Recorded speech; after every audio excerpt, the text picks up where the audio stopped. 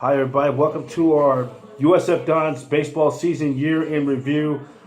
Recap of the 2017 season. The Dons completed, they did win 2 out of 3 last weekend on the Hilltop. They lost Friday night up at Stockton. They did win the final 2 games and send the seniors out on the bang on Saturday and Sundays. But the team ended up finishing with a with a 11-16 record, 29-28 overall. And for viewers, don't judge not the record. The record could have been way much better because 15 one-run losses. If you take about at least 7 of those 15 back, this team could easily have had 18 wins in the conference and 36 wins, and an RPI projection of in the 50 range. As I did my kind of did some math figuring. But Coach, just finishing our 19th year, probably not the way the season wanted to end, but you have the statement, the word. Yeah, but 29 and 28 and close to 30 wins, which is a good season by anybody. Not great. Great is 36, 37, 38, 39. Good is 29. So got over 500, which is great. I think you and I talked a little earlier about being in probably 50 of the 57 games that we played. We know that we were within one run of 46 of the 57 games that we played to either win them or play them. So we're pretty close, but close doesn't get it done yet. Nope. You have to pitch at the back end of the bullpen to win those games. We lost 14 games when we had the lead in the 6th inning of a game. Or later. But from the 6th inning on, where we lost 14 of our 28 losses. So 50% of our losses came with the lead after the 7th inning, which is extremely frustrating for us because we had a good enough team to be playing in Stockton right now and be playing in a regional, but we were missing a few of the ingredients. At times when we had runners in scoring position, we couldn't score them, and at times when we needed to play defense, we had miscues, and at times when we needed to pitch, we didn't pitch. So we had a lot of things that we couldn't do successfully to win one-run games. But you got to tip your hat to this club that they could play in that many games that mattered. So It was an exciting season. Disappointed that we couldn't get in the top 4 in the conference for the last 4 years. And disappointed we couldn't get into a regional because we really thought this was a regional caliber team. We really thought this was a Final Four team that would play in the WCC championships. But we are where we are, B. Well, it's funny. It's the last 4 years. I mean, go from conference tournament champion, runner-up in 13, nearly came close to probably a pitch or two of stealing the first game, possibly getting out of the Oregon Regional to now from finishing 8th. Then 2 back-to-back 5th place finishes and a 6th, including the collapse of 2015, where they had the control of their own fate for the WCC, or at the very least get a spot, 1 of 4 spots in the WCC tournament. And then last year, of course, the renovations of the field and the additional games away, didn't get the field ready till mid-season, and then this season it's Yeah, I just think you look at it, it's very frustrating, for you and for fans and for the team and for the kids, and we just haven't been able to relax. We just, the field set us back a year, maybe 2 years. It was tough not having a field all last year. Not winning when we were 14-4 in 2015. That had a lot to do with this year's tightness by the seniors because they knew this was their last chance and they let it slip away in 15. And so I think there's a lot of factors there that lead into that, And we haven't been successful. It's not easy to go back 4 years like you want to go back and talk about that. But, I don't necessarily want to do that, but for our fans, for our fans, they want to know more. How can they go forward, though? And it's the truth hurts, though. There's not being negative, but the truth does hurt, and I don't spend no joy talking about this. I'd rather be seeing us competing for conference championships and tournaments. Though that's the So would I, Brian. And losing 12 seniors, having to replace our starting catcher, who's one of the best defensive players in the conference, having to replace our shortstop, who's the best shortstop in the conference the last 4 years, having to replace our third baseman, who's the best offensive player in the conference this year, having to replace our center fielder, who's all-around player, steal bases, run balls down. We got a lot of holes in the ship right now that we got to get fixed if we want to get into the top four. And we finished sixth this year, so when you look at that finish with all those guys, boy, we're gonna have to do some great things next year if we want to be successful. Oh yeah, because when you hit the fifth and sixth grades, that's when you're at a crossroads, though. Yeah, and we are. We're gonna have good pitching that comes back next year with True. Ponticelli. Goodwin comes back for a fifth year, senior year. Granoff, will not be back. He will not? No, he will not. But I'll miss him and his parents, though. Slavinsky will be back, and we're looking for good things from him. Benji Post comes back. Scotty Parker comes back. We got a lot of guys back, and we'll get some freshman guys in there and some junior college transfers, and we're going to make a run at this. Who are the following players who could be coming up here next year? Landon Barasa. We got a lot of guys. We got some high school kids, and I know you and I have talked about the signings of these guys, but let's let them get here. Let's let them get their feet, on solid ground, and then we'll talk about where they'll produce for the team. Well, do you consider this next year a reload or? Yeah, I think anytime you lose 12 guys, you're going to reload. We still got a lot of good pieces to the puzzle. Puskarich comes back at first base. Riley Helen comes back as the DH. Aaron Ping, who didn't play a lot this year, comes back, and he'll be able to help. Tyler Villaroman, who you really like, got a chance to be like Willie Mays. We need to work with him on being able to bunt and get on base, and he's got a chance to steal 25 or 30 bases next year. You said about, speaking of bunts, that was another big problem this year about the practicing on the bunts during the game situations. That was something you had addressed earlier. Yeah, I thought we bunted the ball pretty well. I just think we didn't score runners from third base. Exactly. Less than 2 outs. Exactly. I mean, sacrificing the run. That's what I was. Yeah. Yeah, that comes from relaxation. That comes from confidence. That comes from guys being able to get their pitch, and a lot of times we just over anxious or didn't get our pitch. Desperation. Yeah, trying too hard. Yeah, I think you want to cook it, but don't overcook it.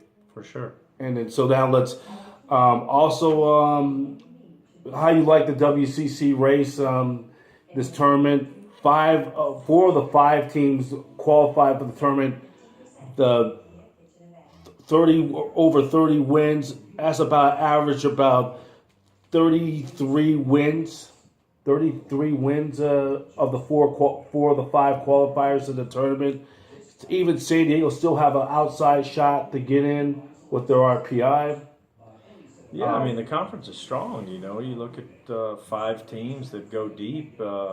St. Mary's still got a chance. And they're the hottest team going in. I got them winning it again. It wouldn't surprise me if they win it all again like last year. And if they do get in, I think they're going to make some significant noises in the tournament.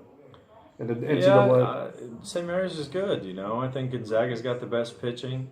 Obviously, you look at BYU. BYU's got the best offense. I'm not sold on BYU. You look at Loyola Marymount. They got a good mixture of everything. They've played really good this year. Corey Abbott, the 11-game winner. Then he also won the ERA title. And then his teammate Coben Palia, 2.31 ERA. Their top 2, of course, Thomas Ponticelli finished 3rd in the ERA. Yeah, and Ponty didn't pitch very well at Pacific to finish 3rd, or he had a chance to get that ERA under 2 probably. Oh, yeah. He was in the 1.7, and it was like that, definition on any given day, knock on wood, Yeah, but, and he had a chance to win 5 games, and he went out 4 times with the lead and only won 2 of those games, so tough on him. But I think when you look at it, St. Mary's is hot. There's 4 good teams in the tournament. San Diego obviously deserves to probably get into the NCAA tournament, even though they finished 5th. that would be a first for the WCC to have our 5th place team get into an NCAA tournament. And that could be like that could be a good game show question for the near future about 10, 15 years from now. But then you also look at it has happened. The last time the WCC has sent 3 teams to the NCAA regional was back 11 years ago. Yeah, and San Diego was one of them. When San Diego and swept Texas, they were the defending champs champs as well. So, yeah, it's been a while since we've had 3 in there. 2006, I think the year was, but I thought a couple of years ago we had a chance to get in 3. The conference is good right now. The conference is good. We're playing good in the West. The West never gets the right amount of credit that they deserve. It always goes to the Southeast Conference or the ACC, so we need the West to get the kind of respect that they deserve. Well, they've always get the respect, and you also got to look at it. And by the way, how you like the other tournament fields? Stanford, of course, they're going to host. Do you think they're going to get in the back end, try to steal a national seed? They control their own fate. Yeah, they'll host. If they win 2 out of 3 at Washington State this weekend, they'll probably get in a national seed if they sweep. I think they're a national seed for sure. That's what they're saying on D1Baseball.com. So I'm excited for Stanford. Coach Marquez last year, wonderful program, wonderful coach. He's done great stuff, and I wish him nothing but the best. And who do you like? Who's your 64 tournament field? 64. My 64? Or who's some of the teams who could come in? Oh, I think there's going to be 6 or 7 teams in the SEC that are going to get in there, but I don't have my 64 down on paper right now. Oregon State obviously has a chance to do whatever they want to do. Louisville, you look at them, TCU, Texas Tech. Some teams that are on the outside right now, who knows? There's some bubble teams, but South Carolina needs to win tonight in the SEC championship in order to get in. But who knows what's going to happen in the West Coast, with what's happening with the Big West. Obviously, you're looking at Fullerton and Long Beach State that are going to be solid. And I don't think they'll get a 3rd team in with Cal Poly and Northridge in there at 4th. The Pac-12, they may get 4 teams. They might get only 3 teams this year. Right now, it's just, other than Oregon and Stanford, I think the other team's going to be Arizona. It's going to be UCLA. And UCLA, they did first, and then it'll be Arizona after that. And Arizona's got an outside chance. And they still have an outside chance of even hosting, though, too. One of those 2 teams.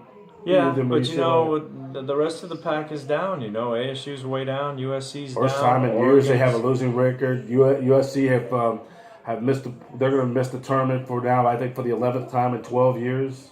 Yeah, not going real good there at USC. So they've only made one postseason appearance since Mike Gillespie left that program, and then Washington they might not get in because of they got swept over the weekend by Stanford. They needed to at least win 1 game. Yeah, I think Washington's kind of played themselves out right now. So. Yep. You don't know what's going to happen with the rest of the West. Depends on what happens in these conference tournaments, who wins. If the top seeds win, it opens up more spots for a team like San Diego. But if the top teams don't win, San Diego's on their way out as well. Yeah, and and plus, and who do you like for the WCC tournament winner? I think Gonzaga's got the best chance of winning. If they get past St. Mary's today, I think they really roll because they got good enough pitching. That ballpark plays small. BYU could come roaring back, but they got swept by Gonzaga. They might be on a downward turn. I think all 4 of those teams have a chance to win, but I like Gonzaga the best right now. I like St. Mary's. They're the champions. They're the champs right now. Great thing what Coach Eric Valenzuela said. I looked on their website the other day. He said, hey, you get in, it doesn't matter where you're seated. It dictates because only 2 full games separates those top 4 or the top 5 for the top 5 teams that are playing in Stockton. Yeah, for sure. Well, Coach, we just concluded our 20th or 19th season, and it's got a lot of replacements with the players, like the old Abbott Costello monologue, who's on first and who's on second, and what's on second, and who's on third, and that's I'm sorry with things didn't work out with this team. I mean, definitely on a short, but I'm very optimistic his team in the near future will be getting back to the island and make a run in the NCAA tournament. Yeah, I think you look at all the positives. You look at Ellen Smoot hitting 391 in conference and being the number 2 hitter in the conference. You look at Dominic Marolio and what he was able to do with throwing runners out. You look at Nico carrying an airless streak for 41 games and breaking the WSCC all-time assist record. There were a lot of really good things that happened to this team. Yeah.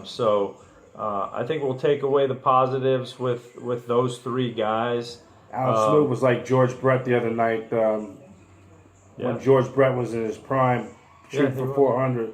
He was, and I think you look, the upcoming draft, we got a chance to, have 4 or 5 guys taken in the draft and getting a chance to play professional baseball, and that's really all it's about. Yeah, Coach, thank you for being 19 years in the books, and we'll talk to you again down in the future. Hey, thanks for coming to the house to do the interview. Really, I want to get it knocked down as soon as possible. I got other projects to do, though. Yeah. Well, that's going to do it for Dons TV for the season. The Dons finish up the season. Let's just recap the West Coast Conference standings. It's Gonzaga, BYU, LMU. All the top 3 teams are co-champions. Gonzaga, of course, got the number 1 seed because of their head-to-head series sweep over BYU last weekend up in Spokane.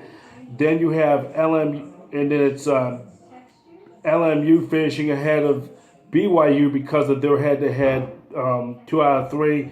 The St. Mary's getting in. They took the series. They were tied 18-9 with San Diego. They get the final spot. San Diego is 5th. USF 11-16, 29-18. And it's Santa Clara, Pepperdine, Pacific, and Portland bringing up the rear in the West Coast Conference. So we'd like to thank everybody on Dons TV all year long doing our post game, our weekly show, and our wrap-up post-game pressers and Professor B's post-game corners that are all the players of the game. I mean, I wish we could have been doing it more, but just fans, just hang in there. It's going to happen again real soon. The Dons will be back competing for WCC championships and tournaments. So we'd like to thank everybody. I'd like to thank Nino Giarratano. I'd like to thank the coaching staff. We'd like to thank the players. We'd like to thank Elliot Waterman, the baseball operations. We'd like to thank Adam Hicks, the baseball SID, Jessica Lands, assisting Jim Young, the associate media director and associate athletic director, and Scott Sidwell, who's part of the baseball tournament committee. Reminder, the 2017 NCAA College Baseball Selection Show, Monday morning at 9 a.m. 9 a.m. Pacific. That's 9 a.m. Pacific. That's going to be on ESPN. So for everybody on the Dons TV and part of the Arena Sports Net, I'm Brian Professor B. Davis, and thank you for watching Dons TV all season long. We'll be having some specials in the off season and upcoming news where the players get drafted. For all the latest news on USF Dons athletics, go to usfdons.com. I'm Brian Professor B. Davis for Dons TV. We'd like to wish all of you have a very happy summer, and we'll talk to you real soon down the road in the fall. Dons TV is an association with Arena Sports Net Bay Area, where every team has a fan, every fan has a voice. The network home of champions. Talk to you real soon.